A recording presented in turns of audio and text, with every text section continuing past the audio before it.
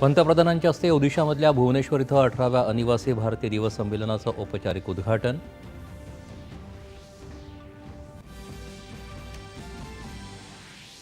भारताबाहेर देशाचे दूत म्हणून काम करणाऱ्या परदेशस्थ भारतीयांचे देशाबरोबरचे बंध दृढ करण्यासाठी अनिवासी भारतीय दिवस संमेलन एक महत्त्वपूर्ण माध्यम. पंतप्रधान नरेंद्र मोदी. आंध्र प्रदेशात तिरुपती इथं झालेल्या चेंगराचेंगरीत 6 जणांचा मृत्यू, 40 जण जखमी. राष्ट्रपती, पंतप्रधान, आंध्र प्रदेशचे मुख्यमंत्री यांनी व्यक्त केलं दुःख. संतोष देशमुख यांच्या हत्येप्रकरणी जे कोणी दोषी असतील त्यांना सोडलं जाणार नाही. 3 स्तरावर चौकशी सुरू असल्याचं उपमुख्यमंत्री अजित पवार यांचं पुण्यात स्पष्टीकरण. सोयाबीनची खरेदी जलद आणि पारदर्शकपणे करण्यासाठी तात्काळ उपाययोजना करण्याचे पणन मंत्री जयकुमार रावल यांचे अधिकाऱ्यांना निर्देश.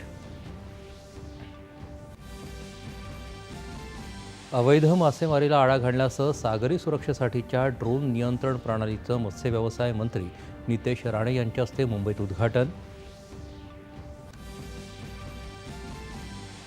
राज्यपाल नियुक्त 12 आमदारांच्या नियुक्तीला स्थगिती देणाऱ्या तत्कालीन राज्यपालांच्या निर्णयाला आव्हान देणारी शिवसेना उभाठाची याचिका मुंबई उच्च न्यायालयानं फेटाळली. छत्तीसगडच्या बिजापूर सुकमा सीमेवर सुरक्षा दलं आणि नक्षलवाद्यात झालेल्या चकमकीत 3 नक्षलवादी ठार, स्फोटक हल्ला करण्याचा कटाई उधळला.